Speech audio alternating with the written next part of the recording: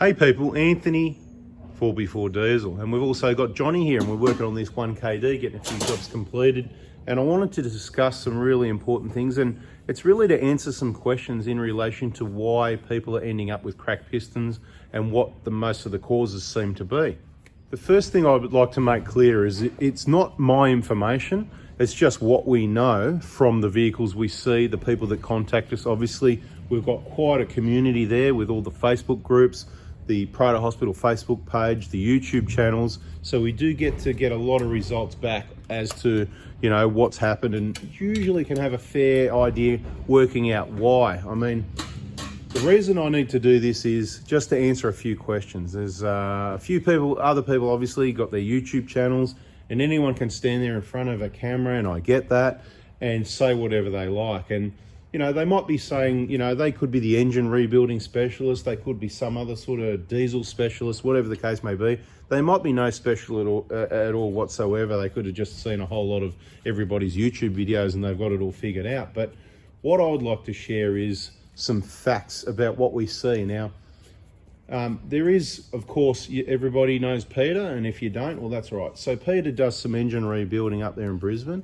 and we're not here to pick on Peter, okay? It's just some of the information's the same and some of it's a bit different, and we could probably add a little bit more info. We could probably do a video together. He'd be sitting in front of the camera and I'd be sitting behind the camera like this, because we don't stand in front of engines. We work on, you know, we're actually doing the work. See what's happening here? So we actually get to see the possible causes. For example, right here in the picture, removing fuel pipes, contamination to the injectors. Now, that's an important part of what's going to be in this video.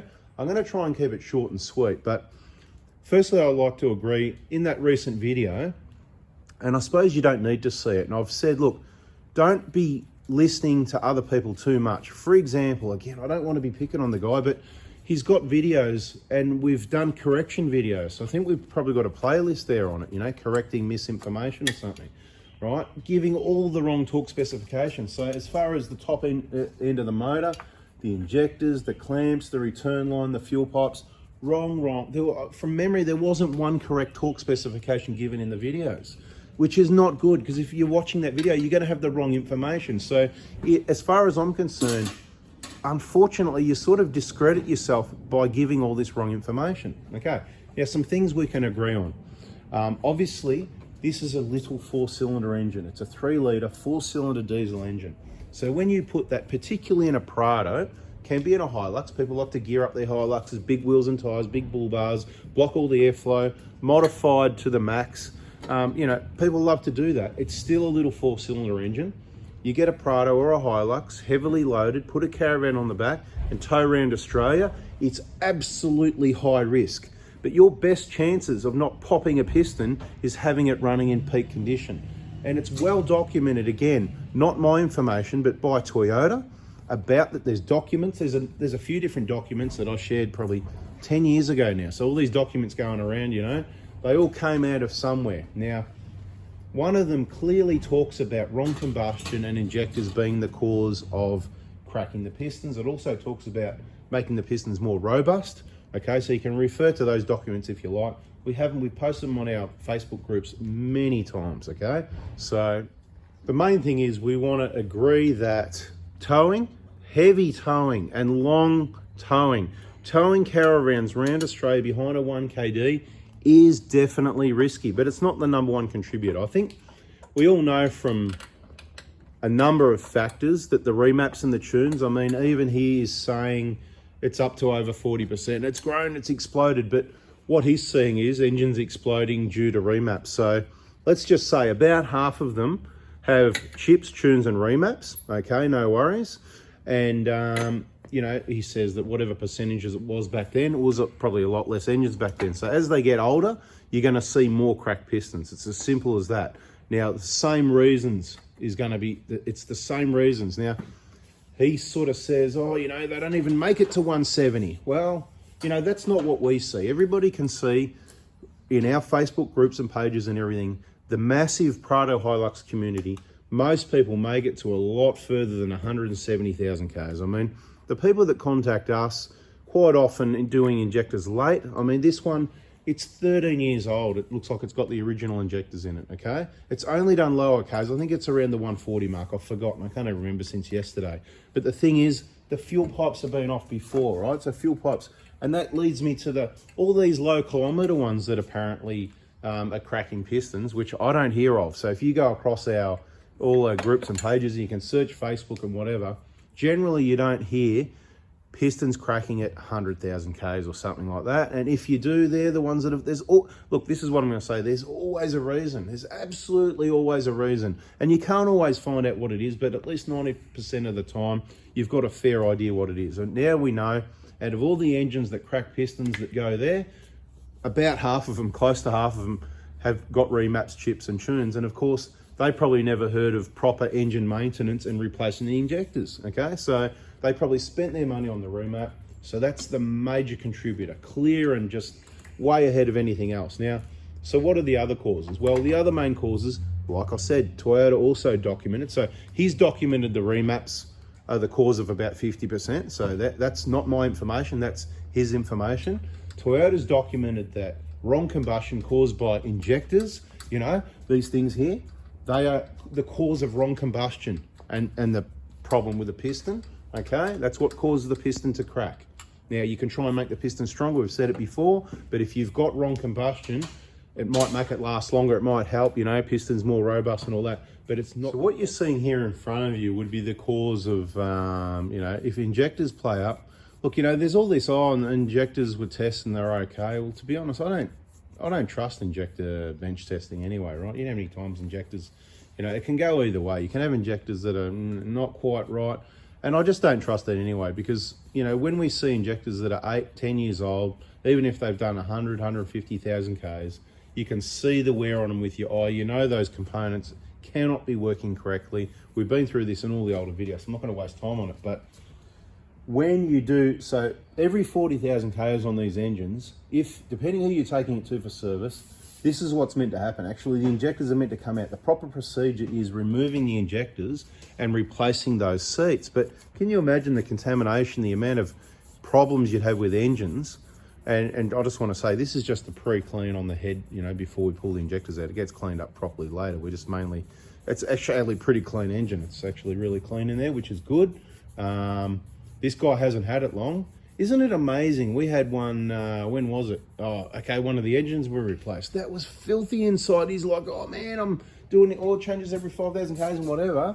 And look at this thing, it is so clean. But anyway, going off topic, my point is, you pull those pipes off like that, you do this job, and most engine bays are a lot dirtier than this one. This was a really clean one. All the debris, they can get to those injectors there, and the injectors can be contaminated, not working right. And with the software and a lot of these programs from September 09 onwards, you won't necessarily see it in the diagnostics, right? And you're not checking the injector compensation codes, you're checking the feedback values. And as we said in videos again and again, because this is what we specialize in, not just rebuilding engines, what I'm trying to say is, it's the feedback values, the individual feedback values, and not the big part to look at. And this is the problem. So who checked the injectors?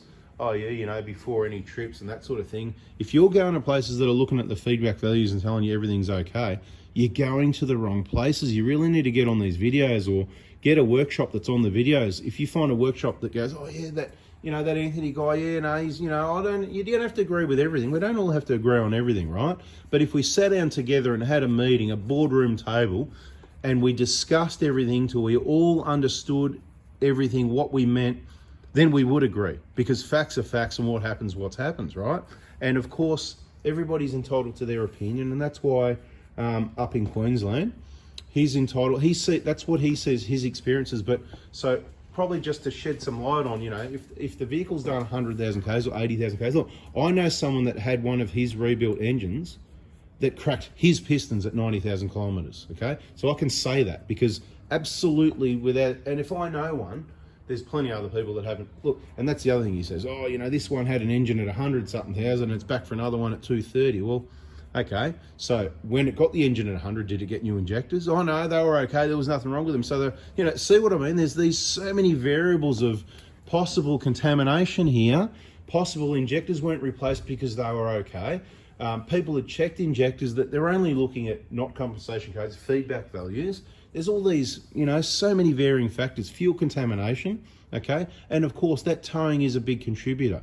What we see is people doing the right maintenance like this, changing the injectors before they're causing wrong combustion, or at least while it's limited. So even if you did it at 200,000 or 220 or 230 or 250 or 270 or 300, yes, and that's, we see most of the engines lasting to then and beyond then. So the way some people talk, it's like that, you know, they're all cracking pistons at 100,000, you know, oh, they don't even make it to there. No, most of them make it a very long way. We've got thousands and thousands of examples of people that have replaced the injectors themselves or with us, with our injector kits. And generally, everybody of those, you know, almost everybody doesn't have a problem. When I say almost, okay, so in the last, out of all these, you know, we're pumping out injector kits, what is it, 10 a week, whatever it is, right? Maybe more, maybe less, whatever. That's our business, right? So I'm not going to go into too many numbers. 2,500 injector kits, probably more than that, right? But anyway, the point is, out of all those people, they're welcome to join the VIP group. There's also a gold class, you know, crack piston fund, which everybody that's done the right maintenance is welcome to be part of and join. Keep watching the videos if you want to know more about that. We'll talk about it a bit more soon in coming videos.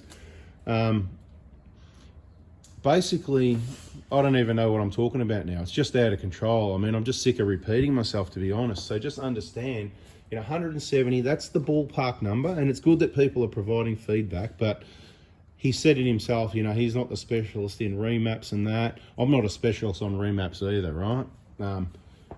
At the end of the day, you don't need to be a specialist. All you need to know is if you've got engines coming in and they've got cracked pistons and about half of them have got remaps and tunes and it's growing, then you know what the major contributor is to engines cracking pistons. Now, that also, in my opinion, backs up what Toyota have said about injectors and wrong combustion. And then it continues on where, you know, so old flogged injectors, you know, a lot of people don't know. So in most cases, it's going to be at higher kilometers. So they're not all, there's not going to be a whole heap of them at low Ks. There's not, you know, so smoke and mirrors a little bit there. Just be careful.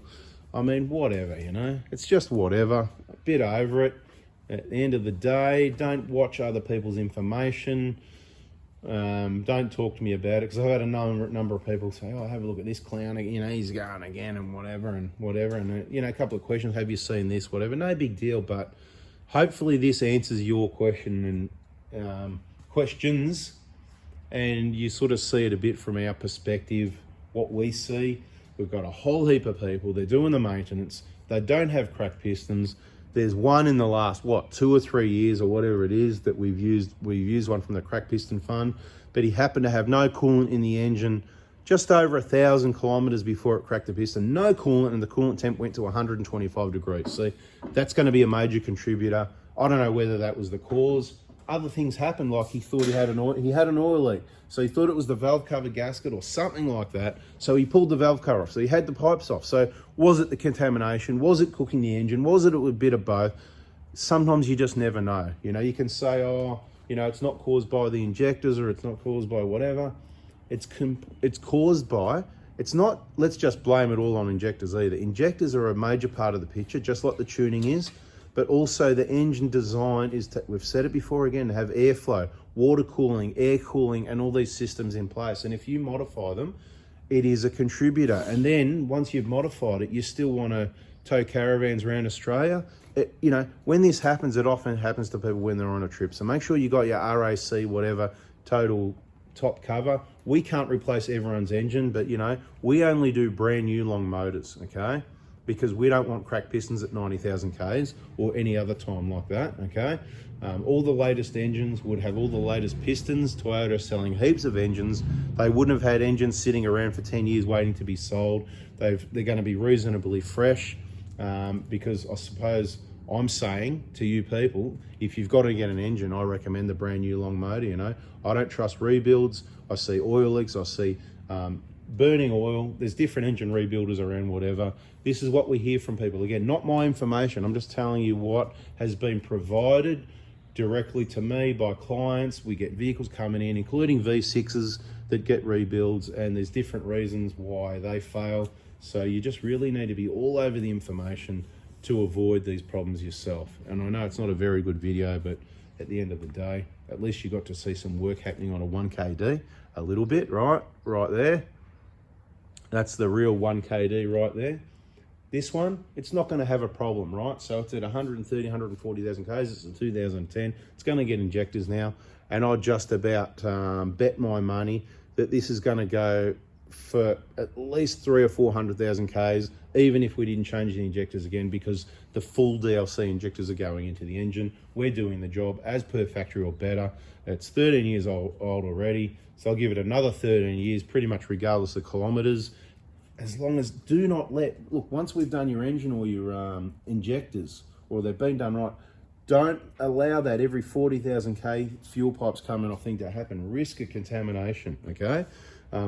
You know, sometimes you can't control where you get your fuel, but fuel contamination is lower risk than that fuel pipe removal risk, okay? So right here, your filter's back over there. This is the fuel going into your injectors. There's no filtration after that, okay? There's a little inlet filter on the injectors, but that's not going to be it, right? That's going to be catch the biggest stuff, I believe. You know, otherwise, you know, they wouldn't be too. What's going on right there? Another earthquake. Anyway, I've waffled on long enough for sure, right? So maybe another video. Catch you on the next one. See ya.